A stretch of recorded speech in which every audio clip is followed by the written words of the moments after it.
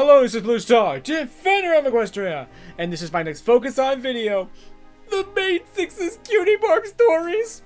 Aww. Oh, the Main Six were just so cute as kids, and with their little sashes and flags, it's like, aw, they're adorable. Although, I think that most of these cutie mark stories were kind of straightforward, especially knowing what their cutie marks were going to be, but I'd still like to go through the Main Six's cutie marks and see what we might be able to learn. So starting off with Sunny, I guess it was kind of straightforward, but at the same time I thought this was interesting because Sunny's cutie mark was one of those that has never really made much sense to me because I'm not really sure entirely what it represents. But this story is basically confirming something that we kind of already know about Sunny, is that Sunny is good at bringing ponies together, or more precisely in this case, resolving this conflict so that these ponies don't have to fight with each other. I noticed that when the ponies are starting to have this argument, you can see that in the background, Argyle is slowly stepping forward towards Sunny and the ponies, because I'm sure he's probably thinking is uh-oh, this is starting to get serious. I better go over and basically help resolve this. Poor Sunny, she's a little kid. You wouldn't think that she'd be able to,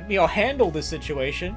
But she did! And for a pony of Sunny's age, this is really impressive, and it's no surprise that Argyle is so proud, because not only did she handle the situation, she resolved it in a way that was actually beneficial for every pony involved. So, good for Sunny! So, Sunny's story was in some ways kind of confirming stuff we already knew, but it was so cool to see Sunny actually getting her cutie mark this way, and definitely reaffirms everything that happens in a new generation and Make Your Mark, which is basically that Sunny is an amazing pony that's capable of not only handling difficult situations, but actually resolving these kind of conflicts and actually bringing ponies together. So Zips and Pip's stories, which were actually in some ways not surprising, actually linked together because they are, after all, sisters. It's during my reaction, I was like, I'm so sorry, Zip, because I was like, don't do it, Zip, because when children usually leap off of very tall things, they almost always get hurt. So, and I was probably also channeling Queen Haven as, no, don't do it, Zip, I don't want you to get hurt. However, I like this story for a couple of reasons. I think the main one is that it shows so many different sides of her character that at first you don't think. Because at first it seems like she practically has Rainbow Dash's cutie mark. But I would say that Zip is definitely not Rainbow Dash. She has a lot of Rainbow Dash's traits, as we see from the story, is that she's doing all this just so that she can fly. She has that very adventurous spirit the way that Rainbow Dash has. But it's also really showing a lot of Zip's character, because this story isn't really about her flying, it's about her trying to use all these analytical, almost scientific things to try to find a way to do this. She's not just simply leaping off a tall thing and just hoping that she has the ability to fly, which sadly she doesn't. But that's not what Zip is doing at all. She basically spent the time, she essentially did the math and said, well, okay, the math says if I do this, this, this, and this, I will actually be able to do this. So, and that is definitely in Zip's character. Rainbow Dash could be at times, well, a little bit reckless in that she'll go and she'll, do something before thinking about the consequences. But here, Zip is analyzing this, she's thinking this through, she's doing the math, she's doing all the things she needs to do to basically know that this is actually going to work out. But she's also showing a lot of bravery here because, as she says, it's like, sure, it was scary, but no other pony tried this before. So overall, I really like Zip's cutie mark story. It really revealed her character, and she had some amazing moves as well. So, and now on to Pip's cutie mark story, which, fortunately for her, wasn't quite as dangerous as Zip's. Is kind of straightforward, is that it was really about her performing for the first time and realizing that, oh, I'm this amazing, incredible performer. But I think the most interesting thing is, what's the thing that motivated that? It was her sister. Nah. Zip says to her, it's like, well, you kind of stole the spotlight there. Then Pip replies, well, it's not my fault that you were so inspiring.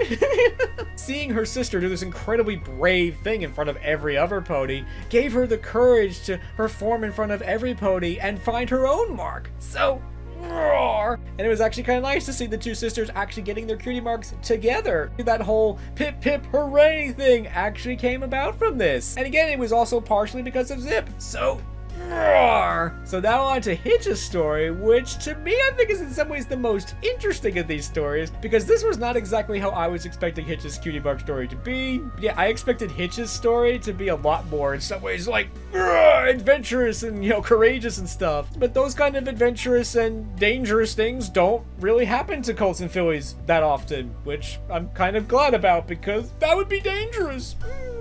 It was basically just Hitch standing up for this filly that was basically being ignored by these two colts because there's like, no fillies allowed.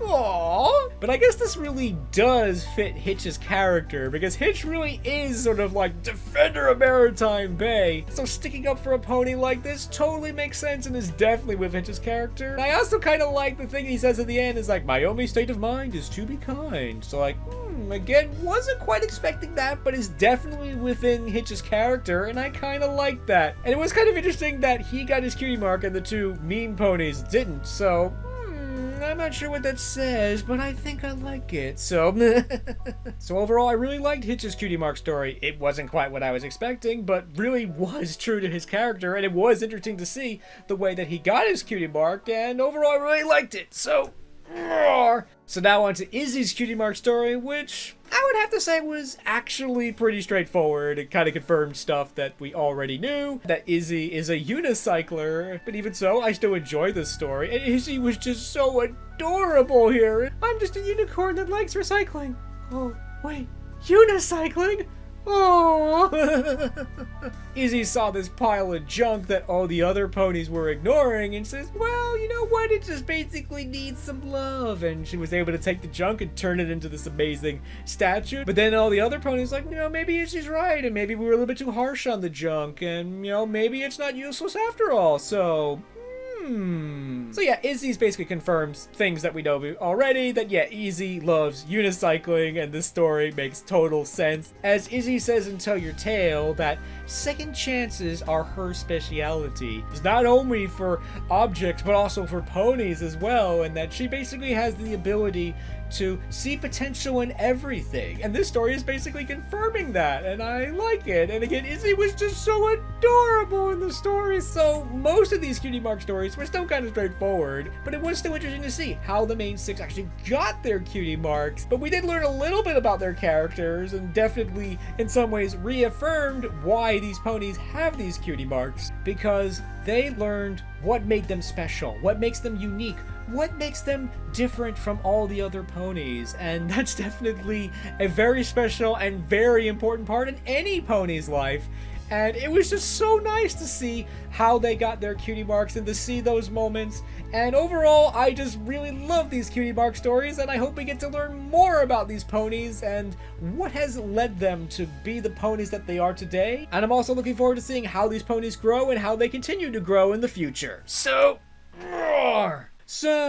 I hope you enjoyed this video, and as always, thank you for commenting, liking, and subscribing, and until next time, this is Blue Star. Stay strong and pony on.